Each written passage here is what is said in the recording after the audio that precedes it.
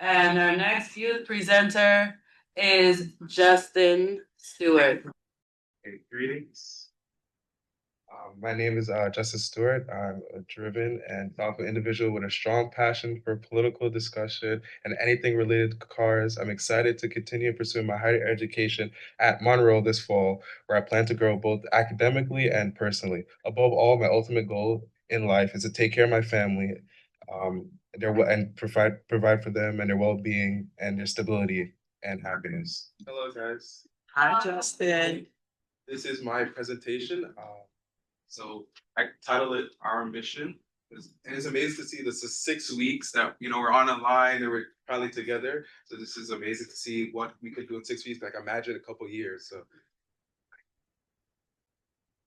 So who are we helping? Thanks to Courage Coach Jess. Awesome guidance. Entrepreneurs are not growing their business, but they're also participating on a spiritual journey that brings them closer to God. Courage Coach Jess style is all about boosting courage and encouraging business owners to step out of their comfort zone and take bold steps towards success. She focuses on faith and resilience, teaching entrepreneurs to believe in themselves and trust in divine guidance.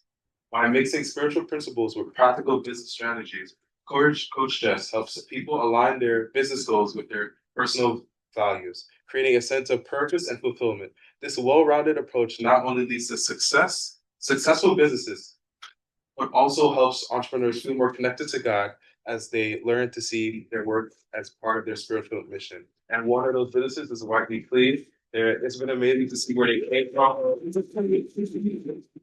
We all could start a business on the other side, right? I like that what they're doing.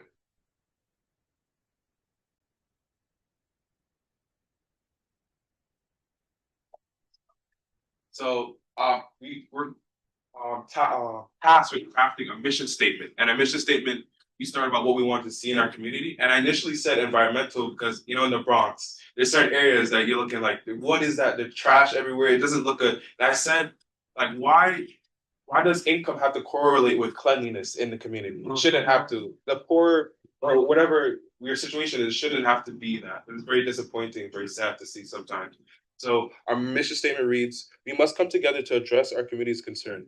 The fact is education, especially the quality of education in the public sector, is inadequate for many students in New York City. One of the main concerns students express is a lack of courses focused on essential life skills necessary for personal and professional growth.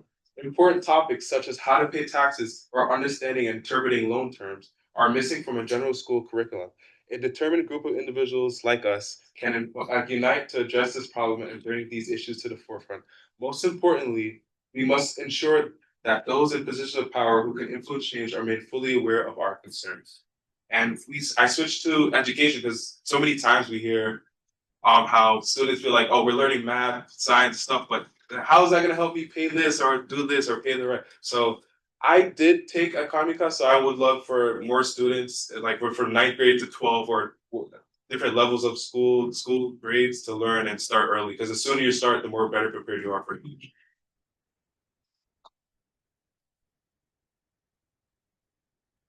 And here are some stats on the issue. So financial literacy among youth is a pressing concern that has significant implications for their future economic well-being. Studies indicate that a large percentage of young people lack basic financial knowledge, which includes understanding budgeting, saving, investing, and managing debt.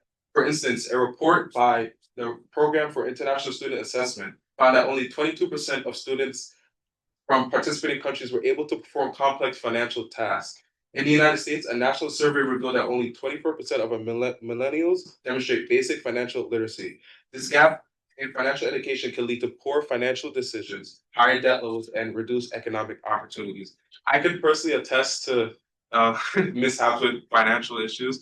So, like, for example, subscription, with Spotify, Disney Plus, Netflix. There's so many times I sign up for stuff, I forget, and I get charged for it. And it bugs me out because I was like, oh, I forgot to cancel this. So I I recommend apps like Rakuten. I found is very good. So it summarizes all your subscriptions into one, right? So you know what you're getting charged. You know what, so you prepare for, so you're not surprised. That's one big thing that I struggle with. And ways to address the issues. Workshops. such as ours and seminars led by financial experts can further supplement this knowledge, providing real-world insights and practical advice. Additionally, leveraging technology through interactive apps and online courses can engage young people in a format where they feel comfortable with, offering them hands-on experience managing finances. Encouraging parents and guardians to discuss money matters at home can also enforce these lessons, creating an open environment where financial topics are discussed. By employing a combination of educational strategies, we can empower young people to achieve financial literacy and security. I can testify to that. My mom, she tells me all the time to like watch it, be subscribed. She keeps me on track. So don't, if you don't need it, don't spend it. Because as a kid, you like games and stuff. It's things that we look short term, and our parents see it long term because they've been through what we've been through as a child, so they know what we're doing. And this is a example of a budget planner that could be used to map out monthly finances, your income, the amount you're spending, and the different rules of how much you spend on rent, your wants and your needs. So this is really helpful. And last part is, this is a nice quote. It says, "The future belongs to those who believe in the beauty of their dreams," by Eleanor Roosevelt.